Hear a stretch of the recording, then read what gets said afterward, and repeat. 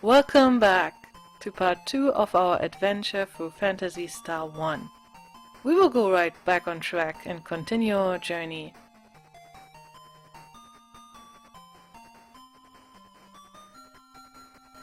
With the compass Odin found in a dungeon, the group gains the ability to cross the Jrpg forest and reach the small village in its center. A scholar lives here, explaining to us why the pot Alice exchanged for Myau was so valuable.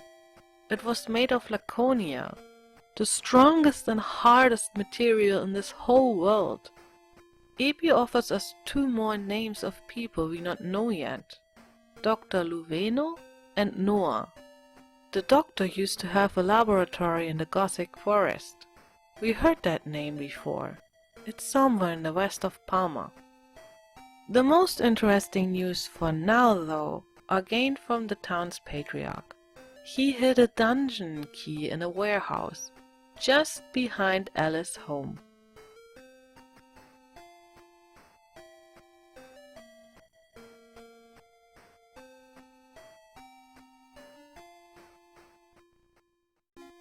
I've been here before, but back then, this treasure chest just contained a small amount of mesetas. But now that Alice knows what to look for, she is able to find the key.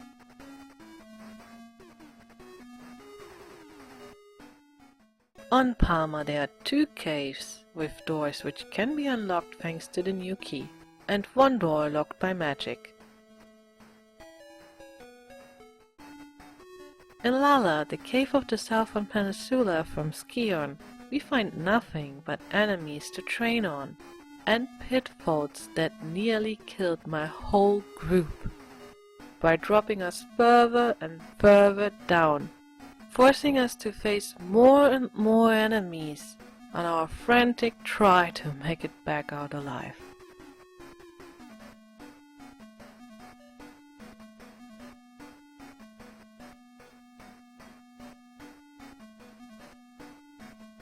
But once the map layout is more clear and the escape routes are visible, exploring becomes more predictable, allowing our group of 3 to descend all the way down to the bottom floor, expecting something nice to find.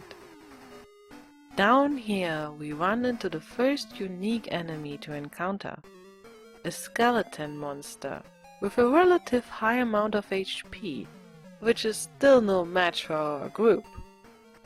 Even so, he appeared impressive enough for me to try for the first time Wall, the defensive spell of Myau. It completely repelled some of the enemy's attacks, rendering it very useful, though constant casts burn quickly through Myau's MP. Beating the skeleton rewards us with an iron fang from Myau. It's the most we can find in this cave, making it more of an optional thing. Anyways, Laala wasn't the cave we got sent to. Continuing with the current quest, we head north, following the coastline till another cave comes into sight. This is Naola, the cave wherein the cake shop should be located. It's a way smaller dungeon than the last, but the enemies appear in larger groups and consist of stronger monsters, like this werebat. These enemies are tough, mainly because they have a whole lot of HP and it takes lots of rounds to get rid of them.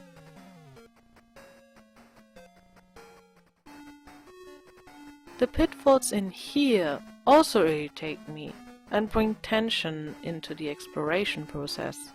But thanks to this being a more simple maze, things don't escalate. In the end we managed to advance to an isolated room at the bottom of the dungeon, where a man apologizes to us for having his shop in such a remote location. For a cake shop, he offers us a very limited selection of cakes, just 1, for 1,000 mesetas. We take it and leave.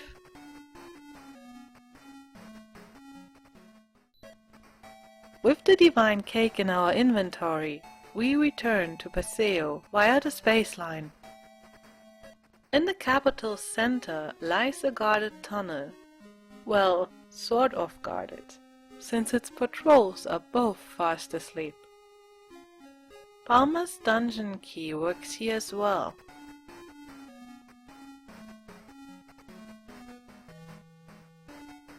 Just a few steps in, we are greeted by a robot, demanding a present for the governor.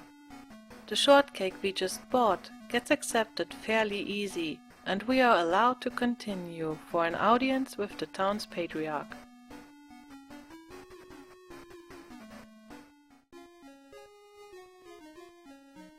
The governor is very well informed on Alice's ambitions. I wonder if he knows that we intend to kill Lasik. Might Lasik be informed about it already too? The governor admires our group's courage and informs Alice of an Esper by the name Noah. We should seek her out and show her the introduction letter he prepared for us, as a sign of his approval. We are invited to stay the night before heading out in search of said Esper. Trusting this man turns out to be a bad idea, as our group is woken up by this horrible creature in the middle of the night. Myau instantly casts his wall spell, but the wall goes down in the same moment in which it was casted. Odin has a hard time on landing even one strike on the succubus at all. Only Alice manages to make some damage by throwing her fire spell at the beast. Her attacks are punished by the succubus right away at the start of the next turn. Tied up, she can't move and has to watch as Odin fells prey to the creature, while Myau tries its best to deal any damage at all. From here it takes not long till every member in the party is down. I expected this to be our first boss battle, that we of course had to win. But no, it was a nightmarish creature, and losing was part of the plan. Waking from our bad dream, or whatever it was, the three head out into the desert. Was this really just a bad dream, or is the governor playing fall with us?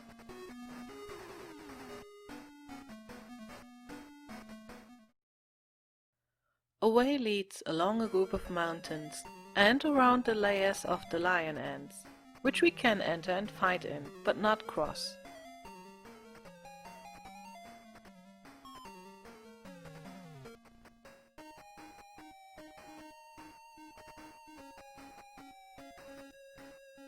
The group follows a narrow path deep into the hills, discovering new enemies like the sandworm before reaching Mahua's cave at the end.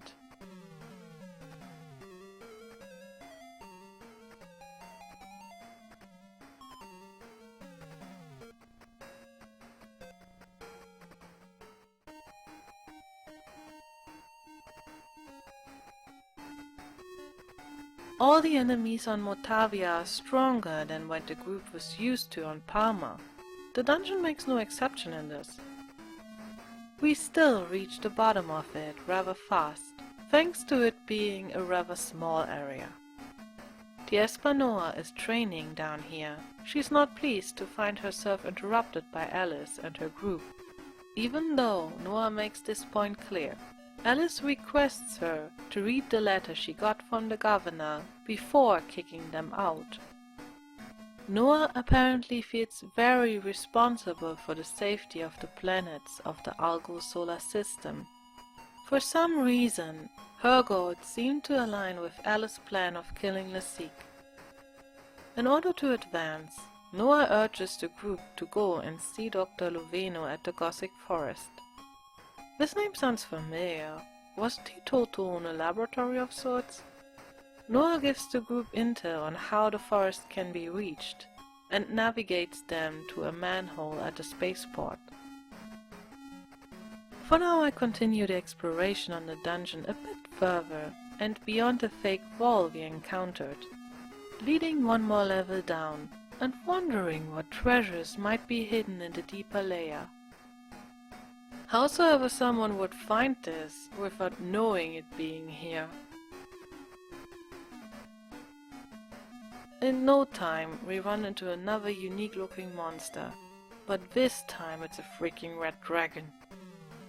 Myau's magic wall proves very useful again, by protecting the team from a lot of damage. Contrary to him, our newest addition Noah ain't too much of a help just yet. She just joined with level 1 and can't withstand the merciless attacks of this beast for long. Still, somehow, Alice, Myau and Odin managed to take the dragon down and get a treasure chest, filled to the brim with mesetas. Yet, nothing more interesting.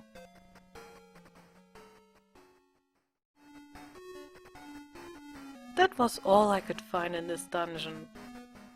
Next time we will be on the trail of Dr. Loveno.